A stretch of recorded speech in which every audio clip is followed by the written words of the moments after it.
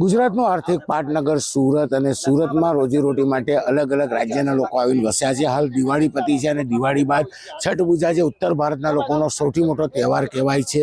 તહેવારને લઈને લોકો મોટી સંખ્યામાં વતન તરફ તો પહોંચ્યા છે, પણ જે લોકો વર્ષોથી સ્થાયી થયા છે તેવા બિહાર અને ઝારખંડના લોકો સુરતમાં છઠ પૂજાની ઉજવણી કરતા હોય છે। ત્યારે છઠ પૂજાને લઈને તૈયારીઓ શરૂ થઈ ગઈ છે। જે પ્રકારે સુરતની તાપી નદી છે તેના કિનારે અલગ અલગ જગ્યા 17 કરતાં વધુ જગ્યા પર છઠ પૂજાની તૈયારી કરવામાં આવતી હોય છે।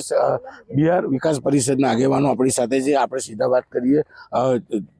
સર, કયા પ્રકારની વ્યવસ્થા કરવામાં આવી છે?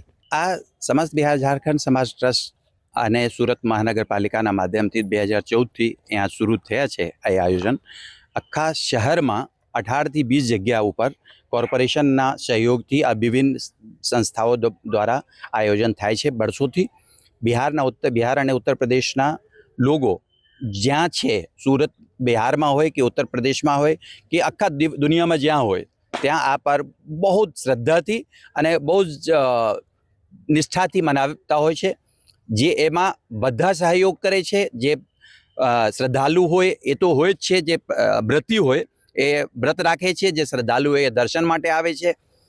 એમાં બહુ મોટા પર્વના રીતે આ આયોજન થાય છે અને પર્વને લોકો ઉજવે છે। બિહાર હોય, ઉત્તર પ્રદેશ હોય કે ઝારખંડના લોકો આ તહેવારને ધૂમધામથી ઉજવે છે। ત્યારે તાપી નદી કિનારે અલગ અલગ 18 થી 20 જગ્યા પર આ પ્રકારની તૈયારીઓ કરવામાં આવી છે। કહી શકાય કે હજારોની સંખ્યામાં લોકો અહીંયા તાપી માતાના દર્શન માટે પહોંચશે। સૌથી મહત્વની વાત છે કે છઠ પૂજામાં પ્રથમ દિવસે ડૂબતા સૂરજની અને બીજે દિવસે ઉગતા સૂરજની પૂજા કરવામાં આવતી હોય છે।